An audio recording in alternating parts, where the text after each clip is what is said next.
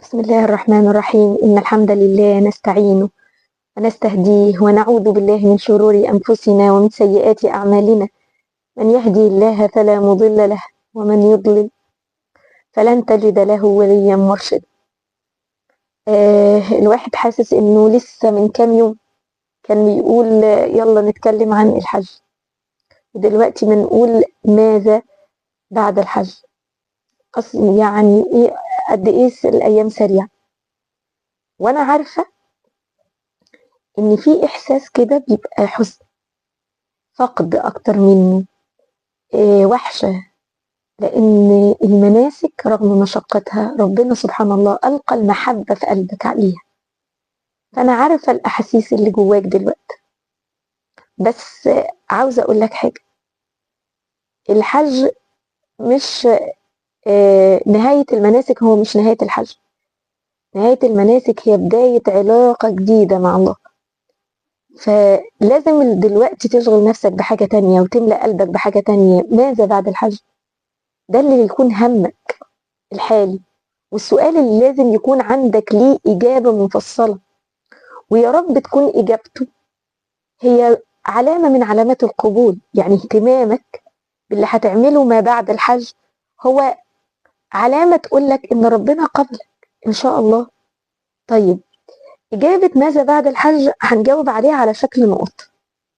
أول نقطة بعد نهاية الحج هي أول نقطة بدينا بيها الحج، اللي هي إيه؟ اللي هي هنحمد ربنا. هنحمد ربنا زي ما حمدنا ربنا انه من علينا واختارنا من ضيوف، واحنا عارفين ان في ناس كانت صحتها احسن من صحتنا واغنى مننا وخدوا باسباب ممكن اكتر مننا بس اختار. فالحمد لله. ودلوقتي الحمد لله على انه اكرمنا بالتمام. فاكر مخاوفك؟ كل خوفك قبل الحج كل ده اتبدد، وانشغلت في المناسك واستمتعت بيها، وقفت بعرفة فاللهم لك الحمد، وسعيت وطفت فاللهم لك الحمد، ورميت الجمرات وأعلنت العداوة فاللهم لك الحمد. الحمد لله. الحمد لله على نعمة التمام. فإيه رأيك تاخد قرار إنك هتكون من الشاكرين والحامدين، وليك ورد كده يومي، ورد شكر وحمد ربنا على النعمة دي وعلى النعم الكتيرة اللي هتاخد بالك منها، لأن إن شاء الله أنت نسخة جديدة من بعد الحج، نسخة ممتنة وعارفة قد إيه نعم ربنا محوطها. واوعى يتسرب في قلبك إن في حاجة احنا عملناها هناك بشطارتنا وقدرتنا، فلا حول ولا قوة إلا بالله. اشكر ربنا لأن ده اللي ربنا عاوزه ليك، وإن تشكروا يرضه لكم. بسم الله الرحمن الرحيم وسيجزي الله الشاكرين. بسم الله الرحمن الرحيم ولئن شكرتم لأزيدنكم. فاحمد ربنا على فضله ونعمه ونعمته عليك. ده أول حاجة من ماذا بعد الحج، ورد حمد وشكر لله على الفضل والنعمة اللي تفضل بها عليه.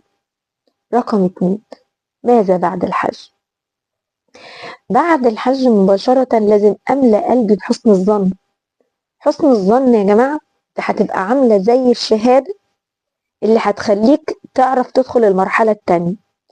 طول ما انت مصدق انك اتحولت لصفحة بيضة هتخاف عليها، هتخاف على بدايتك الجديدة. ساعة ما هتحط رجلك هتقول استنى استنى، ده انا وصلت لمرحلة ما اقدرش ارجع لورا تاني. فاكر لما قلنا ان الحسن بن الهيثم اتسأل بعد يوم عرفة من أسوأ شخص حالا في جمع عرفة؟ قال ايه؟ قال من يظن ان الله لن يغفر له. فاحنا عندنا حسن ظن كبير قوي بالله، بس عاوزاك تحمي بحاجة تانية. عارف؟ عاوزة يملأ قلبك حاجتين، خوف ورجاء. هقول لك آية كده لما نزلت بسم الله الرحمن الرحيم، لما نزل قول والذين يؤتون ما أتوا وقلوبهم وجلة. وجلة أكتر من خايفة شوية. سيدة عائشة رضي الله عنها وأرضاها قالت لرسول الله هؤلاء الذين يشربون الخمر ويسرقون دول بقى العصيين. الآية دي نازلة في اللي بيعصوا ربنا. الرسول قال لها إيه؟ لا يا بنت الصديق، لكنهم الذين يصلون ويصومون ويتصدقون وهم يخافون ألا يقبل منهم. لا انت كده خوفتينا بقى، او على الاقل ما بقيناش فاهمين احنا هنحسن الظن ولا هنخاف. لا ده انا هقول لك حاجه اكبر. الصحابه رضي الله عنهم وارضاهم بعد رمضان كانوا يقعدوا 6 شهور يعملوا ايه؟ يدعوا ربنا بقبول رمضان. ده رمضان. فتخيل بقى، تخيل الصحابي اللي كان بيحج كان بيدعي ربنا قد ايه بقبول الحج. انت متخيل معايا؟ طب ما سيدنا علي بعد صلاة العيد رأوه بيبكي، فقالوا له ماذا يبكي، ما يبكيك يا إمام؟ إيه اللي بيخليك تبكي في يوم العيد بعد صلاة العيد؟ قال له لأننا لا نعلم من المقبول فنهنيه ومن المطرود فنعزيه. لا انت كده حيرتينا اكتر. انا دلوقتي مش عارف اعمل المعادلة دي، مش عارف احسن الظن ولا اخاف. هفهمها لك اكتر.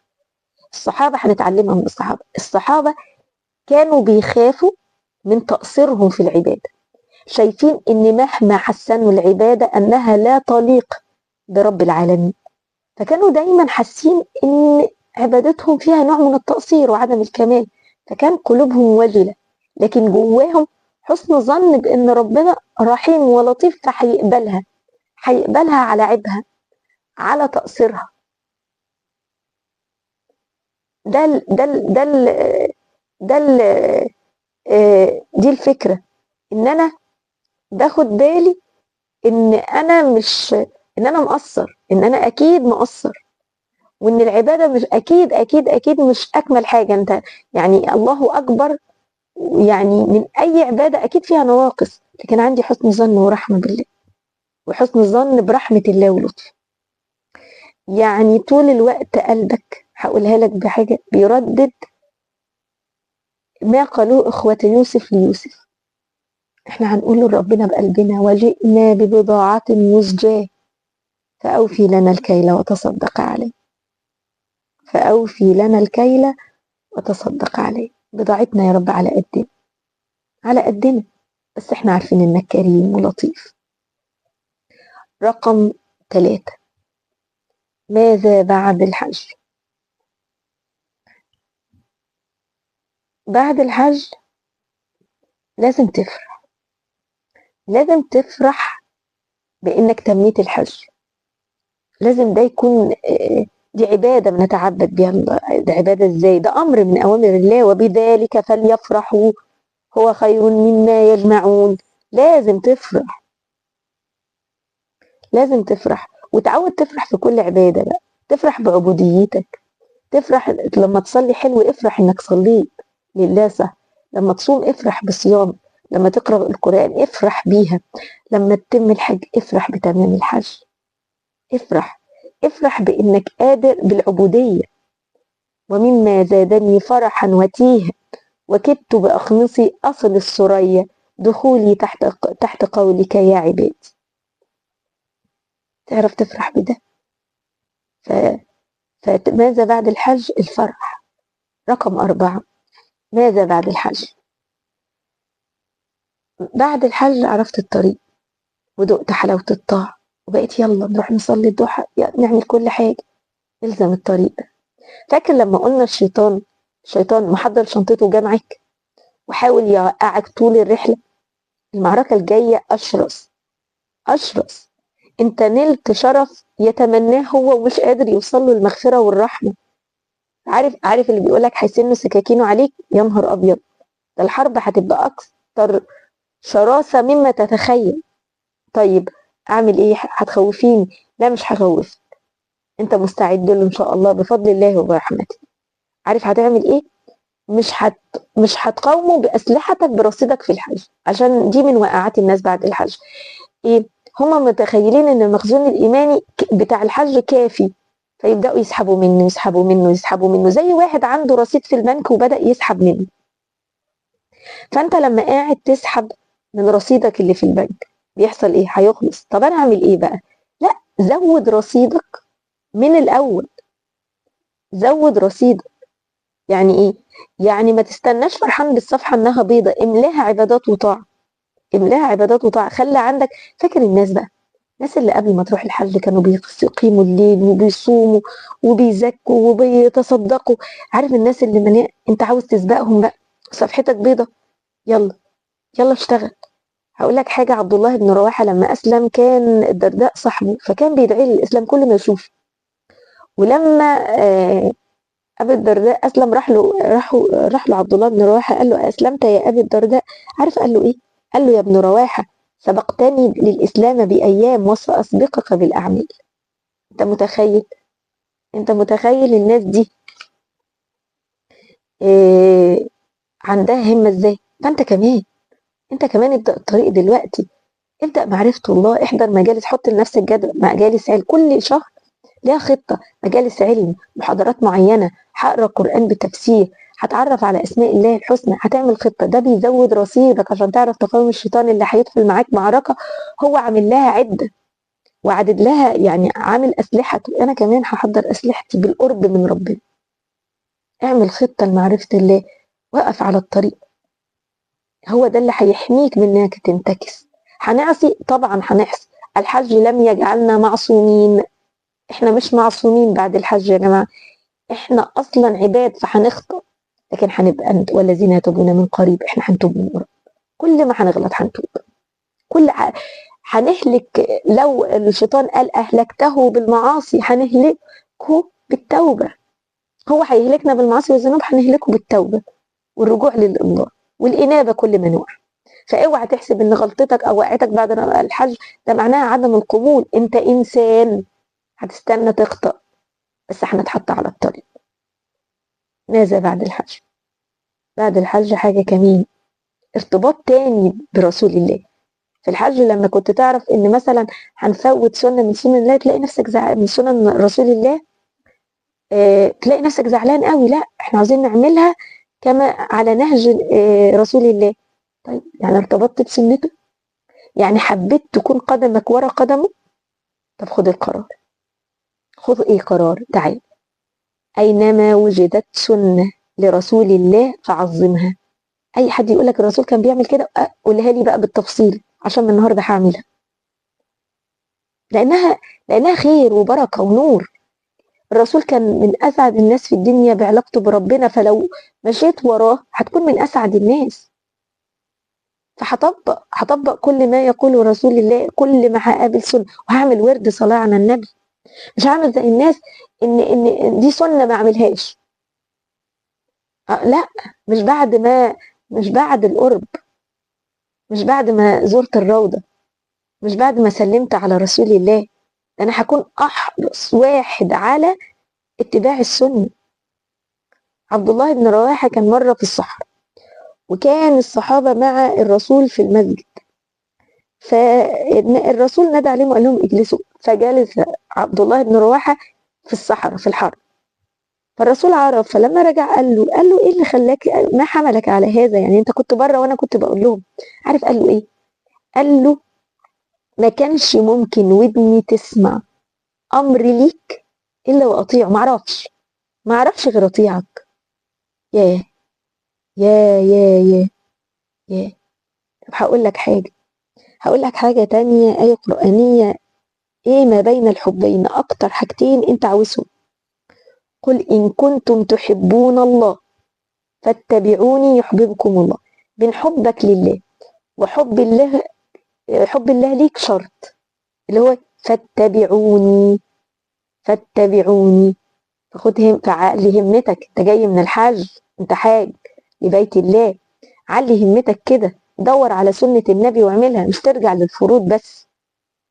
ارجع، اتعلم سنن الله. كان بيقول ايه وقت النوم؟ كان بيقول ايه ساعة الوضوء؟ كان بيقول ايه بعد الأذان؟ كان بيصلي الصلوات ايه؟ كان أحرص على ايه؟ يلا، 1 2 3. خليك حريص على السنة، أسبق ليها، سريع ليها. ورد الصلاة على النبي ثابت، يومي ما ينتهيش غير بالصلاة على النبي. أحد التابعين اسمه أبو مسلم الخولاني، وهو كان موجود على عهد رسول الله لكنه لم يراه، فكان من كبار التابعين. عارف قال إيه؟ قال جملة والله لو فكرت فيها كده هتغير، والله هتغير. قال أيحسب أصحاب محمد أن يستأثروا به في الآخرة كما استأثروا به في الدنيا؟ هو أصحاب سيدنا محمد هيحسبوا إنهم هيحوطوه في الآخرة زي ما حوطوه في الدنيا؟ والله لنزاحمهم عليه زحمة حتى حتى يقولوا إنهم قد خلفوا وراءهم رجال. طب هو هيزحموه بإيه؟ باتباعه، بسنته، بإن اللقاء اللي احنا اتفقنا لما دخلنا الروضة إن في لقاء تاني عند الحوض، هيعرفنا بإيه؟ باتباعنا السنة. هيناديك ليه؟ هيناديك ليه منهم كلهم؟ باتباعك للسنة. ماذا بعد الحج؟ بعد الحج رقم 6 الدعاء. فاكر يوم عرفة؟ فاكر دعوات يوم عرفة؟ فاكر إحساسك بالقرب، وإن أنت بتشيل كل همومك وترميها ليه، وإن أنت بتقول له أنا عاوز وأنا محتاج وأنا خايف. عارف الإحساس بإن ليك ظهر وسند، عارف بإنك فاهم، عارف إن للأرض ملك مسؤول عن كل شؤونك. إيه، ما تضيعش ده. الزم الدعاء، خليه سلاحك الجديد ضد الشيطان. خلي من تخطيطك دعوات شهرية، كل شهر تجددها، تزود عليها، تنقص منها. لازم من الحاجات الأساسية دعوات شهرية. رسول الله عليه الصلاة والسلام قال: من سره أن يستجيب الله له عند الشدائد والكرب فليكسر الدعاء في الرخاء. مش لازم تكون حاجة كبيرة قوي انت مستنيها كل حاجة. خلاص، أصلا أنا اتعودت أناجيه، اتعلمت أكلمه. لو ما كانش فيه يوم عرفة، في أوقات أقرب ما يكون الله ليك فيها عند السجود. ادعي، انت محضر دعوات بقى وحافظها. ما بين الصلاة والإقامة ادعي، في التلت الأخير من الليل ادعي. خلاص، أنا جاي مختلف. الدعاء سلاح من أسلحتي. ماذا بعد الحج؟ رقم 7 والأخير، ربنا أنعم عليك ففيض. يعني إيه ربنا أنعم عليا ففيض؟ الرسول عليه الصلاة والسلام قال: أقاربكم مني مجلسا أحسنكم أخلاقا. فاكر لما قلنا هنزاحم؟ أنا عاوزاك تتخيل، عاوز الرسول ياخدك من إيدك مع الزحمة دي كلها ويقعدك جنبه. تخيل، تخيل إحساسك. ده يحصل إمتى بقى؟ بحسن الخلق. احنا عاوزين الناس من غير مباهاة ولا تمثيل، الناس فعلا تحس إنك مختلف، إن الشخص اللي جه بعد الحج ده لا لا، لا لا لا، ده مش هو الشخص اللي راح. من غير ادعاء ولا تكلف، الشخص ده مختلف، قلبه مختلف. فمن كتر ما قلبه وعلاقته بربنا مختلفة بقى مختلف، بقى مختلف. ف ف إيه... فدي من الحاجات اللي لازم تاخد بالك منها. الرسول عليه الصلاة والسلام بيقول ايه؟ انا زعيم ببيت في اعلى الجنة. اعلى الجنة يا جماعة اخر حاجة لمن حسن خلقه. طب في آية كريمة بتقول: بسم الله الرحمن الرحيم، ادفع بالتي هي احسن فاذا الذي بينك وبينه عداوة كأنه ولي حميم. خليك دايما انت الافضل. بص، لا استنى، وما يلقاها الا الذين صبروا. مش اي حد، لانها صعبة ولان الناس صعبة، لكن اللي هيعمل كده وما يلقاها إلا ذو حظ عظيم. فخليك دايما على طريق التزكية. اسمع محاضرات ازاي تبقى أحسن وخلقك أحسن، وتعلم من سيرة النبي كان بيعامل الناس ازاي، وكان بيعامل أصحابه ازاي، وأهله ازاي، وأهل بيته ازاي، ومعاملاته وزكي من نفسك. ونفس وما سواها فألهمها فجورها وتقواها. فابدأ، ابدأ دايما، روح لناحية التقوى. اتعلم، اتعلم، قرب من ربنا. القرب من ربنا، القرب من ربنا نعمة، نعمة اللي يساعدك على التزكية. القرب ومعرفة الله والتمسك بالقرآن، وان انت يبقى ليك ورد قرآن بتفسيره وتفهم. قرب من ربنا. القرب من ربنا هو بيغيرك تلقائي، بيغيرك، بيحولك لشخص أفضل. الحج مش النهاية. انتهاء مناسك الحج مش معناها النهاية، دي البداية، دي بدايتك الجديدة مع الله. يا رب الحجيج ومليكهم ومالكهم وخالقهم، يا من أكرمتهم بالحج، تقبل منهم يا رب، تقبل منهم أعمالهم بقبول حسن. اللهم اجعل أعمالهم خالصة لوجهك الكريم. اللهم ارزقهم الإخلاص. اللهم اغفر لهم واملأ قلوبهم بخشيتك وحبك، وقر أعينهم بذكرك. اللهم اجعلهم من التوابين العابدين الشاكرين. اللهم اجمعهم مع كل من يحبونه عند حوض نبيك محمد صلى الله عليه وسلم.